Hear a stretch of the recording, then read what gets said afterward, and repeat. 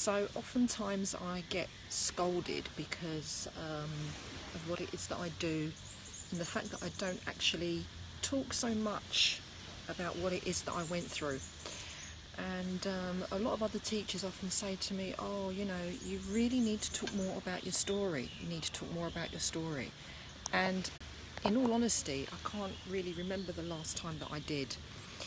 Now, the reason that I don't speak about the multiple sclerosis experience too much, I guess it's because I don't want to be held there. I don't want to be held by that story. I don't want that story to still be my identity, you know. And so this is the reason why I don't speak about the MS story too much. However, having said that, I suppose every now and again it is good to remind myself and also to put it out there of what it is that I did actually go through, and it is because of that that I'm actually where I am today, you know, in this state of health, in this, you know, paradise, if you will. It's all because of that. It is the pain and the suffering that gave me the drive to develop myself to the point that I did, to heal myself to the point that I did, and to expand my awareness and consciousness to the level that I have done and will still continue to do so. So the story is in brief, and I always do it in brief. I never stay with it too long. Is that I was diagnosed in '99 with multiple sclerosis. I was literally paralysed to my waist with it, and I continued to suffer with multiple sclerosis for a good 7 to 8-ish years, and the symptoms included paralysis, blindness, double vision,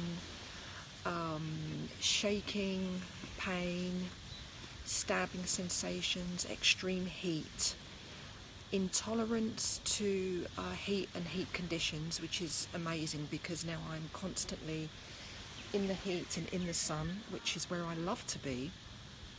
But multiple sclerosis says no to all of those things. It prevents you from doing all of those things. It makes your nervous system very hypersensitive.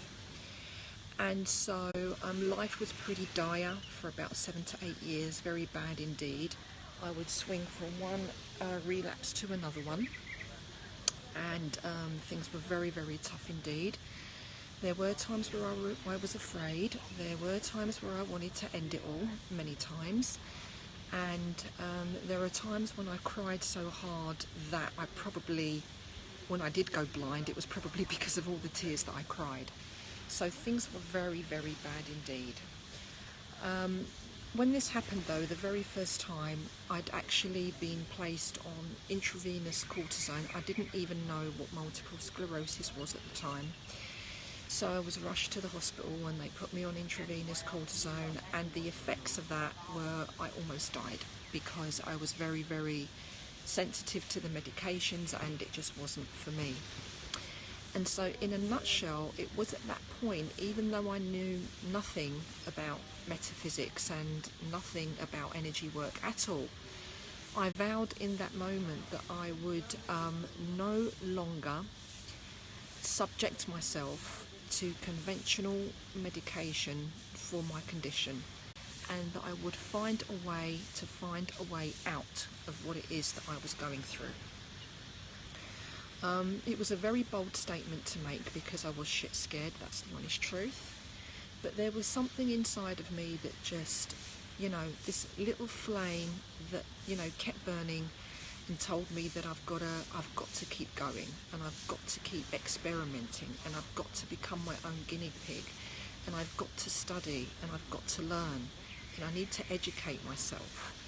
And so it was a very, very long road indeed, and the road did begin, and I did start to study anything and everything that I could get my hands on which involved natural ways, let's say, to heal. And so the journey began.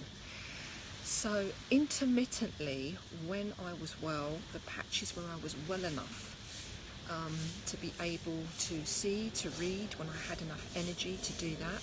I studied all kinds of things.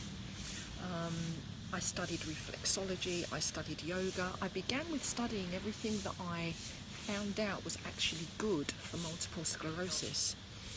So I educated myself and certified myself in many modalities, beginning with those two.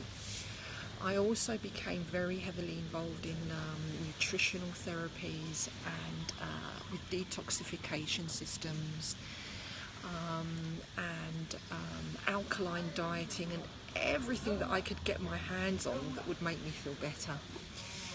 I started to study things that were involved with quantum, such as biofeedback therapies.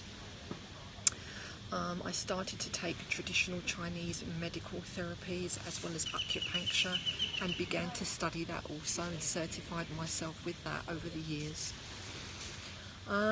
What else did I do? Then I started to get very metaphysical with everything. And even though I was feeling much better with what I was doing, I wasn't well.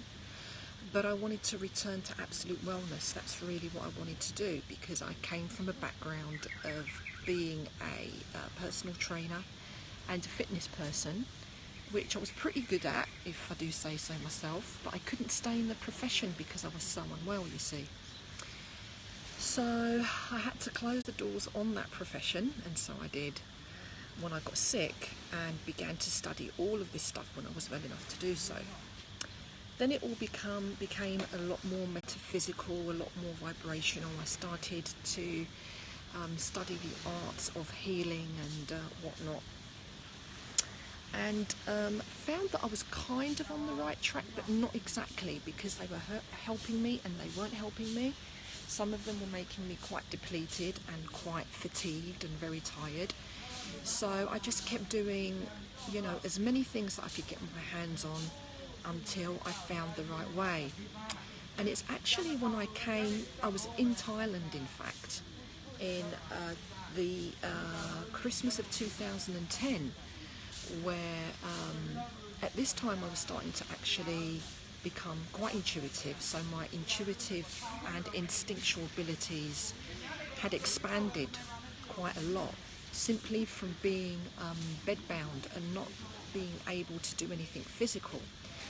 So that really took me quite deep within the self, and this is how my intuitory and my instinctual senses really did heighten and expand. And so in December at Christmas of 2010, I was in Thailand and just started to receive all of these intuitive receptions, if you will. So I just started to kind of write everything down, record everything, and a lot of it was topsy-turvy, a lot of it didn't make sense. But the result of that was the birth of Fusion 7 Healing and the Fusion 7 Healing Mystery School. And this is what I currently do, this is what I currently teach. I am a teacher of metaphysics and of this transformational process, of which is a combination of many, many esoteric and metaphysic and vibrational techniques. And so back in 2010, when I first developed it, of course I was the #1 guinea pig, so I started to work upon myself and found that the results were really quite profound. And then I started to apply it to many of my existing clients that I had slowly culminated over the years of doing my other natural and esoteric work, if you will, or rather naturopathic work. And so it flowed over. And so Fusion 7 Healing became a thing, it became my thing. And I became a consultant of it, of which I still am. So people can receive sessions in Fusion 7 Healings where you can receive either readings or transformations or healings. Then it went a step further. People asked how they could learn it, and so I began to teach it too. And so now it has become this amazing and beautiful mystery school, the Fusion 7 Healing Mystery School. And in the meantime, the multiple sclerosis is now a thing of the past. The suffering is officially over. And even though I knew it deep down inside, somewhere right at the beginning, even though I was scared and vulnerable and didn't know a thing about anything, it actually evolved and came to this. I did some numerous TV appearances, and I've written a book, and it's called The Miracle Frequency, and you can actually obtain that either from my website, which is fusion7healing.com, or you can go over to Amazon, where you can get it from there direct also. And so, as you can see, guys, I've come a very long way from being a fearful, timid victim of a very, very serious and severe illness that really could have galvanized me and consumed me quite completely. I didn't let it happen. I kept the flame burning from the inside, and I kept it burning to the point where it would provide enough light to light up the way of what it is that I ought to be doing for myself and others. And so, yes, you know the story, it's really important, but as I said at the beginning of this transmission, don't hold on to that story, you know, don't make it your identity, and I never did. Which is why I guess whenever I give presentations, I just give like a really small encapsulation of the story, and then go on to what it is that you can do about your story, you know, to be able to provide the answers and the tools to make your life better. That's what it's really all about. It's about understanding and applying the tools to improve the state of your life. And so I did actually go from a place of poverty in terms of health, and also materialistically, to a place of you know, prosperity and abundance of health, and also the quality of the life that I live. This is what I was able to transform through what it is that I developed. And you know, I'm still quite humbled until today that I was able to somehow, you know, receive access to that, and to be able to work in a vibrational manner and metaphysically, and to access absolute and immutable truths in order to harness me back out of where I was to where it is that I am, and to where it is that I'm going. And so it is my intention to keep providing those tools to all those who are serious about really changing the quality of your life, you know, how you conduct yourself as a human being, from the physical level all the way to the spiritual one. And so, guys, with that, I'd like to wish you a beautiful journey in whatever it is that you are doing, and just in short, whatever it is that's toxic, take it out of your life, and allow your deep soul intention to always navigate where it is that you are going to. So allow that immutable truth to always be the guiding force that is with you. So I will be leaving my love with you, and if you wish to know more about me, what it is that I do, if you would like to officially learn, then don't hesitate to contact me on fusion7healing@gmail.com, and the website is fusion7healing.com. And once again, over on Amazon, The Miracle Frequency, that's the name of the book. You can also find me on Facebook and Twitter, and I have a YouTube channel which is my name, Helen Christodoulou. Don't forget to subscribe to it. I'll be very much looking forward to your comments, and also your subscribing over there. And of course, don't forget to follow on Periscope, and don't forget that sharing is caring. And so I will catch you again, where we'll be continuing with our 5 elements transformation processes. So until then, I'll be enjoying this, and whatever it is that you do, I hope you enjoy it too. Ciao for now. Lots of love.